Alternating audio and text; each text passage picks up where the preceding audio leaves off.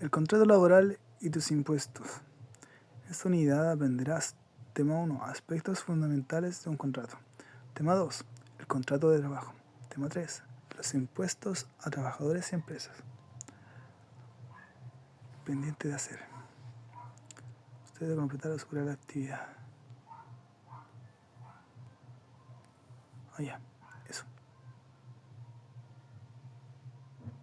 Entrar. Aspectos fundamentales de un contrato actualizado. Bienvenida. Si lo piensan un poco, día a día nos vemos enfrentados a las más diversas formas de contratación, pasando desde figuras tan simples como la compra de una bebida en un kiosco, un contrato de trabajo, un contrato de arriendo, una compra por internet o contratos con entidades financieras, entre otros. Tener conocimiento de cuáles son las nociones básicas de los contratos, sus efectos y alcances, así como de la claridad de sus estipulaciones, serán claves al momento de exigir el cumplimiento del mismo y hacer valer sus derechos. ¿Has comprado algo por internet y no te ha llegado en el plazo pactado? ¿O te llega algo distinto? ¿Alguna vez has arrendado una casa o departamento y este no corresponde a lo pactado? De los contratos que has suscrito, ¿los has leído detalladamente? Si tienes algún producto bancario, cuenta corriente o tarjeta de crédito, ¿sabes sus condiciones? El contrato. En nuestra vida diaria estamos permanentemente celebrando diversos contratos o ejerciendo los derechos y obligaciones emanados justamente de esos contratos. Los invito a pensar en todos los actos que realizan en un día y que implican un contrato o que están amparados en uno. Por ejemplo, cuando nos trasladamos en medio de locomoción pública por el cual pagamos un pasaje, cuando asistimos a clases en la universidad o instituto, cuando compramos el almuerzo en un casino o restaurante, cuando encargamos fotocopias al centro de copiado, cuando realizan ayudantías o clases particulares, cuando compramos por internet unas zapatillas, cuando una pareja se casa. El artículo 102 del Código Civil define el matrimonio como un contrato solemne por el cual dos personas se unen actual e indisolublemente y por toda la vida, con el fin de vivir juntos, de procrear y de auxiliarse mutuamente. Mira, me interesa.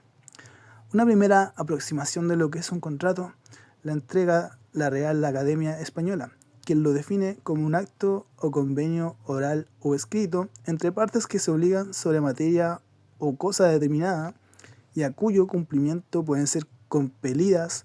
Cuando señala compelidas se refiere a que puede ser obligado a cumplir lo acordado.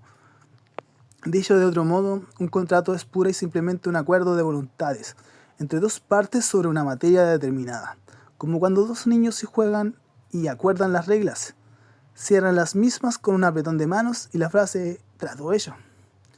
Dada la importancia de la materia, es que la ley regula expresamente el contenido y alcance de los mismos. Me imagino dos niñitos casándose, así como trato hecho. Ya, eres mío, yo también, tú eres mía.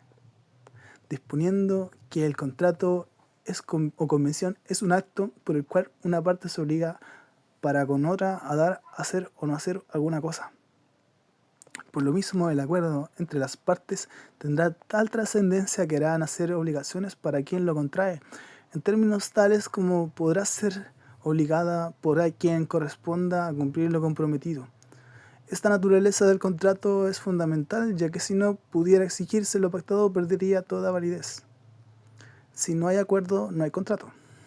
Se resguarda el principio de la autonomía de la voluntad, en cuanto a que las partes pueden obligarse voluntariamente, la que solo encontrará como limitaciones aquellas que la ley disponga especialmente, como por ejemplo ocurre en el contrato de trabajo, donde existen diversas obligaciones o derechos que las partes no pueden alterar a su sola voluntad. ¿Cuál es el efecto de un contrato? Que se transforma en una ley para los contratantes y no puede ser invalidado sino por su consentimiento mutuo o por causas legales.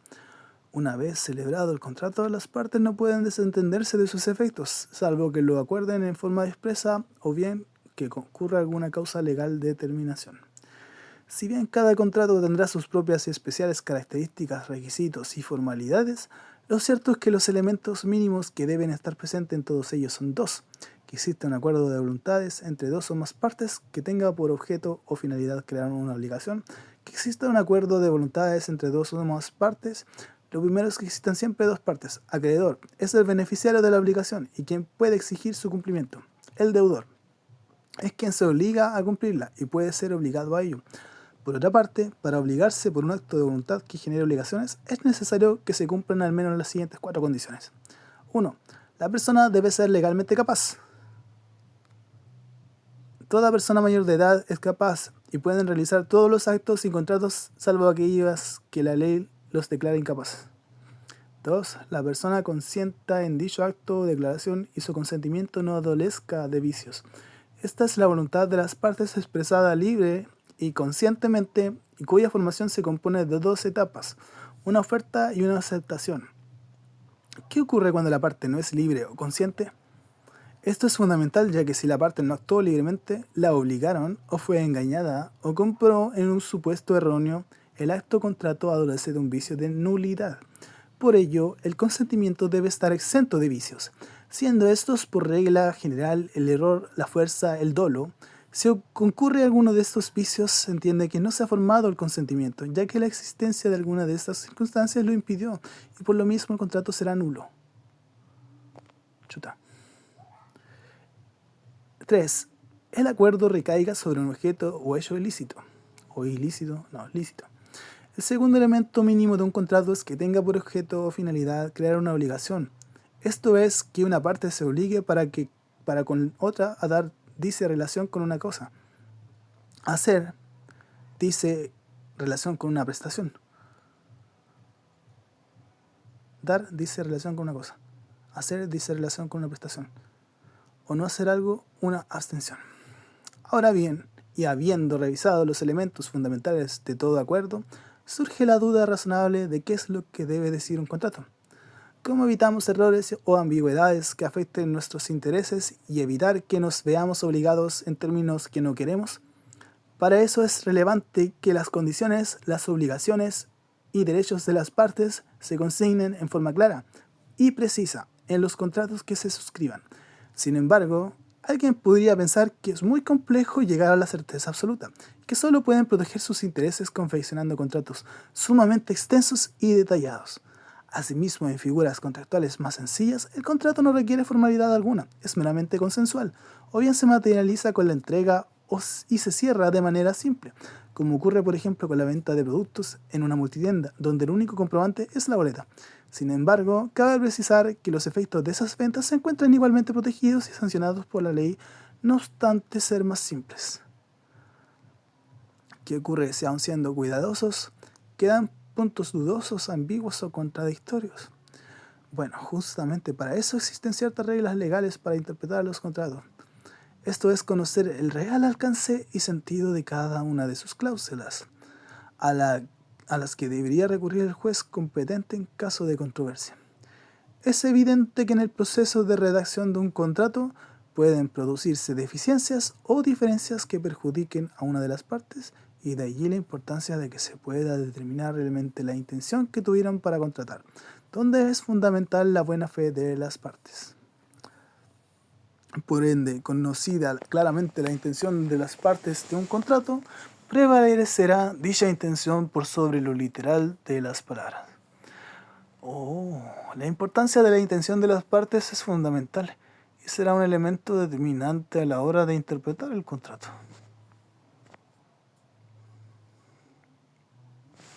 ¿Me salté algo, no? No, me parece que lo vi todo.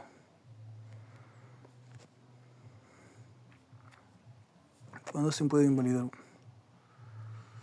Cuando existe un consentimiento, cuando existe, no, solo por casualidad.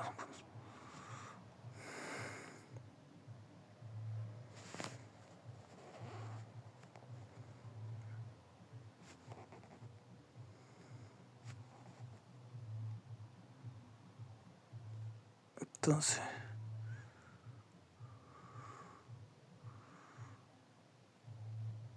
solo por casualidad. Ya, cuando existe consentimiento mutuo, entiendo. A continuación se presenta una serie de conceptos y definiciones asociados a los contratos. Arrastra los conceptos de la izquierda y busca su definición en el lado derecho. Deutor. ¿Quién se obliga a cumplir un contrato y puede ser obligado a ello?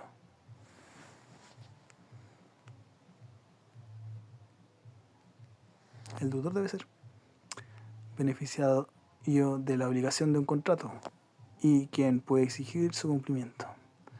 Efectos de contrato.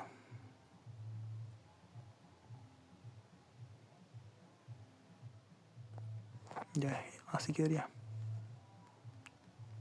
Queso de seco. El contrato de compraventa. El contrato de compraventa debe ser uno de los más importantes y recurrentes en la vida de todas las personas y empresas, y es el mecanismo por excelencia para adquirir y vender bienes. En efecto, diariamente estamos celebrando contratos de compraventas, unos más simplificados que otros, como por ejemplo cuando compramos el diario o un café en una estación de servicio, cuando compramos el almuerzo en un casino o ropa en alguna multitienda, cuando compramos o vendemos algo a través de una página de internet, entre otros muchos ejemplos. Con la sola existencia de un acuerdo entre dos partes, en función de cuál uno se obliga a vender una cosa y la otra a comprarlo por cierto precio, estaremos en presencia de un contrato de compraventa, del cual emanarán ciertas obligaciones y derechos para las partes. Para graficar la importancia y recurrencia, los invito a revisar dos casos reales de reclamos de personas publicados en el portal www.reclamos.cl. Caso 1. Hice una compra por internet de una herramienta el 27 de julio y llegó el producto el día 28, pero figura una segunda compra del mismo producto, que nunca llegó a mi domicilio, pero lo están cobrando y me vi obligado a pagar para no bloquear la tarjeta. Servicio al cliente aún no me da una solución y ya estamos en diciembre. Creo que me pasó algo similar. En el 4 de mayo compré un auto usado Subaru Legacy año 2012, automático, 7.800.000. Ningún problema hasta octubre. 5 meses después, mientras viajábamos con mi hija de 2 años por la carretera, falló la caja automática. Lo llevamos nuevamente a la automotora para pedir una explicación, ya que consideramos que 5 meses quiere decir que la caja venía con algún problema. Hicieron un presupuesto de 3,5 millones, o sea, casi el 50% de lo que costó el auto, porque encontraron un sinfín de fallas. Cuando hablamos con el encargado del local, señor Muchas X, nos dijo que nos cobraría el presupuesto, que no nos cobraría el presupuesto. Decidimos llevarnos el auto para una segunda opinión y nos cobraron 150 lucas por sacarlo de la automotora. Resulta que la caja estaba en malas condiciones desde antes que lo compráramos. Seguramente le hicieron una mantención parche para venderlo.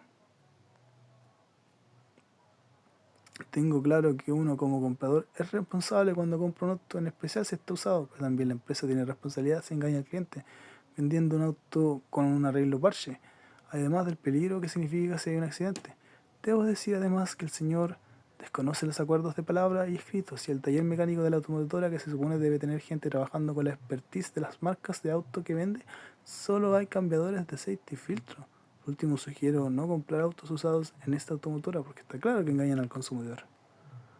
Automotora. ¿Te ha pasado alguna vez algo similar? ¿Qué hiciste? ¿Quedaste conforme con la solución? ¿Sabías qué derechos tenías por el hecho de haber llegado al acuerdo? ¿Qué precauciones tomas actualmente o cuáles crees que deberías tomar? Tal como les indicamos en forma diaria, cada uno de nosotros nos transformamos en hábiles negociantes al celebrar múltiples contratos de compraventa, ya sea comprando o vendiendo artículos y bienes. Sin embargo, ¿somos conscientes de los derechos y obligaciones que asumimos en cada caso? ¿Sabemos qué ocurre si vendemos un bien defectuoso sin informarlo? ¿O qué ocurre si no pagamos oportunamente el precio? ¿Si no entregamos la cosa? ¿O si no la entregamos oportunamente? Lo primero es tener claro qué es un contrato de compraventa, para lo cual debemos recordar la definición de contrato que revisamos anteriormente. Contrato o convención es un acto por el cual una parte se obliga para con otra a dar, hacer o no hacer alguna cosa. Por lo mismo, lo fundamental es la existencia de un acuerdo entre las partes, del cual surgirán derechos y obligaciones que serán exigibles aún contra la voluntad de quien las contrajo.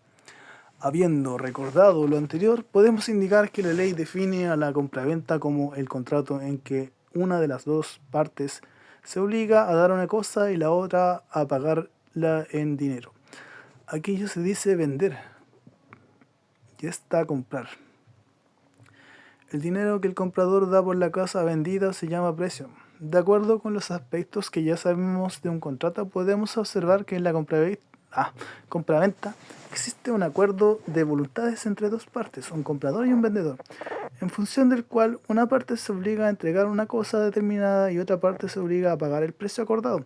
Por ende, si hay acuerdo pero no hay cosa o no hay precio, estaremos en presencia de un contrato, pero este no será de compraventas, ya que faltaría alguno de esos aspectos esenciales. En consecuencia, los elementos fundamentales de la compraventa son tres: el acuerdo o consentimiento, el precio y la cosa. El tío cosa.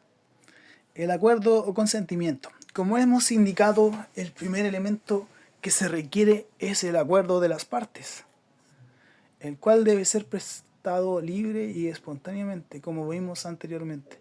Los vicios del consentimiento son el error, la fuerza y el dolo. En materia de capacidad, son capaces para celebrar la compraventa todas las personas, salvo aquellas que la ley declare inhábiles para celebrarlo o para celebrar todo contrato.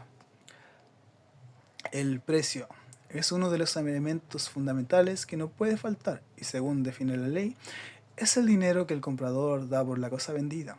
Este debe cumplir con tres requisitos. 1. Debe consistir en dinero. El precio se fija en dinero, aunque una parte del pago puede acordarse en entregar un bien o especie. Sin embargo, si el bien entregado tiene un valor mayor a la parte pagada en dinero, ya no será una compraventa, sino una permuta. Debe ser real. Eso es que exista realmente. Debe ser determinado. Esto consiste en que se establezca claramente la suma o cantidad que se debe pagar, o bien las reglas para determinar dicha suma. 3. La cosa. También es uno de los elementos fundamentales que no puede faltar en un contrato de compraventa, y consiste en el bien que se quiere adquirir. Se pueden vender todas las cosas corporales o incorporales, cuya enajenación no está prohibida por la ley. ¿Qué cosas no se pueden vender? Por ejemplo, las cosas embargadas, las especies cuya propiedad se litiga y de las cosas que no están en el comercio. Si me traban embargo sobre un vehículo y está inscrito el embargo en el registro civil, el vehículo no se podrá vender. ¿Qué pasa si se venden cosas prohibidas? La compraventa será nula. ¿Qué pasa si la cosa vendida era del comprador? Aunque parezca absurda la situación, puede darse, en cuyo caso la ley establece expresamente que si la cosa es del comprador, la compraventa no vale. El comprador tendrá derecho a que le devuelvan lo que hubiera pagado.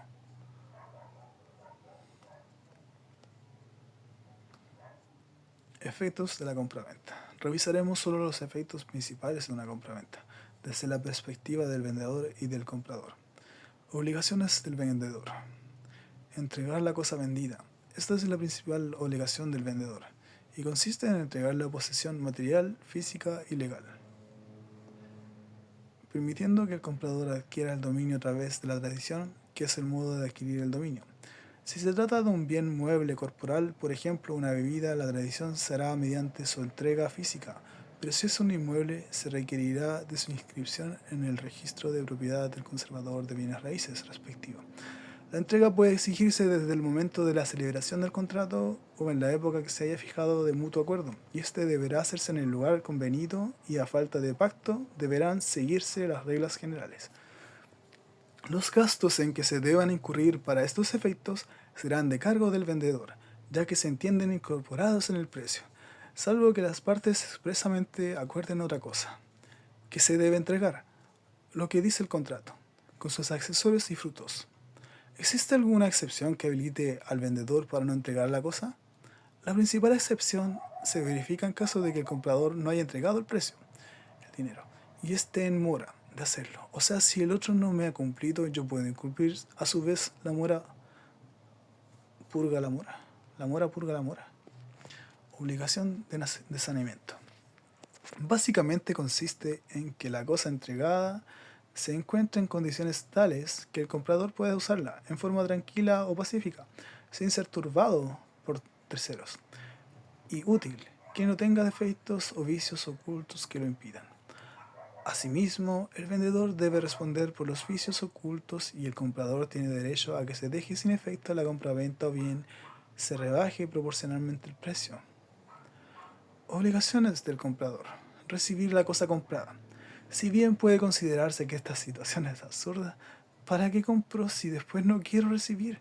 Suelen ocurrir casos en que el comprador, por diversas consideraciones, se niega a recibir lo que tiene consecuencias jurídicas, como por ejemplo que debe indemnizar los gastos que ello irrogue al vendedor.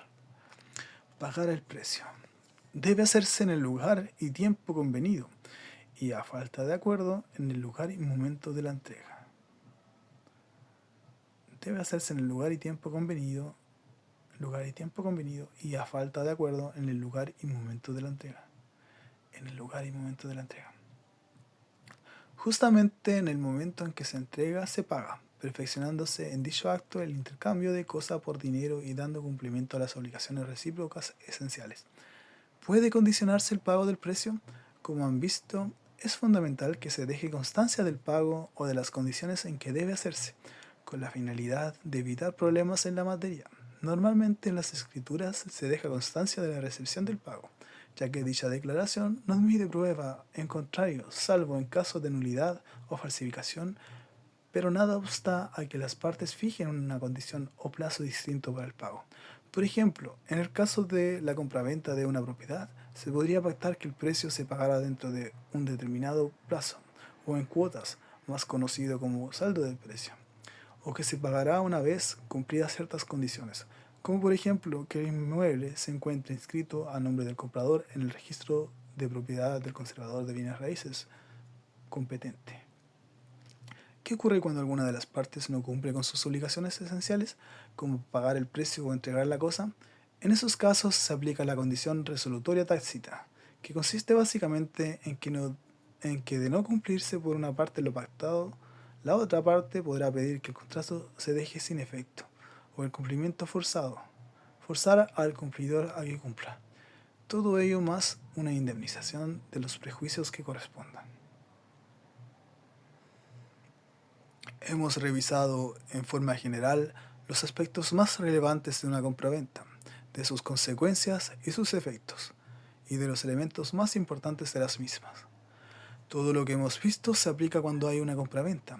Esto es un acuerdo de voluntades, en función del cual una parte se obliga a entregar una cosa y la otra a pagar el precio, independiente de la formalidad o de la extensión del contrato, y por ende, al producirse, se aplicarán las estipulaciones vistas.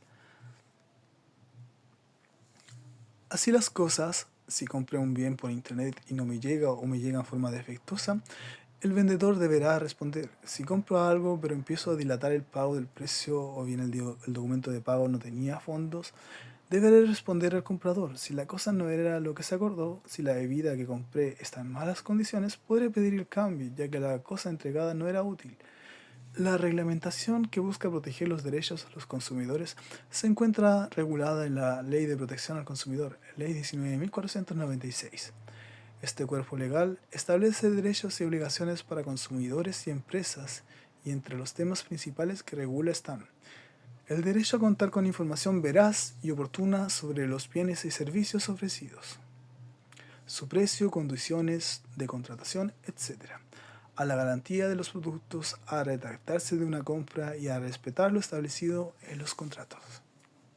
La no discriminación arbitraria por parte de empresas proveedoras de bienes o servicios, la regulación de publicidad engañosa y la eliminación de la llamada letra chica de los contratos. Facilitar la formación de las asociaciones de consumidores y favorecer las acciones colectivas cuando se vulneran los derechos de los consumidores. En diciembre de 2011, el Congreso chileno amplió las atribuciones del CERNAC en materias financieras con la Ley número 20.555, En septiembre del 2018 se publica la Ley 21.081, que fortalece la protección de los consumidores, dotando al servicio con facultad para fiscalizar y mejorando diversos procesos. Más antecedentes se pueden encontrar en www.cernac.cl. Comprueba lo aprendido. No, gracias. ¿Cuáles son los requisitos que debe cumplir el precio?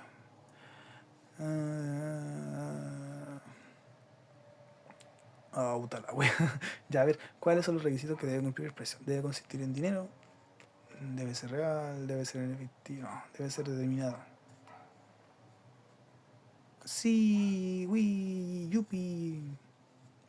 ¿Cuáles son las obligaciones del vendedor? Entregar la cosa vendida, yo. Pagar el precio, no. El vendedor no. Recibir la cosa, no. Saneamiento, ¿qué es saneamiento? No creo. Wow. Saneamiento, ahí está la web. ¿Qué es saneamiento? Ahí me pillaron.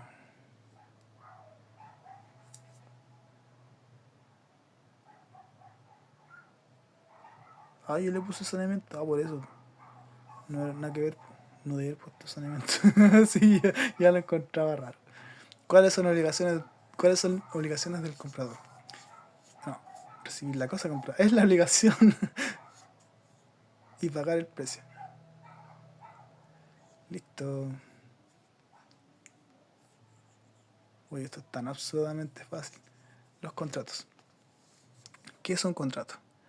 La Real Academia Española lo define como acto o convenio oral o escrito entre partes que se obligan sobre materia o cosa determinada, ya cuyo cumplimiento pueden ser compelidas.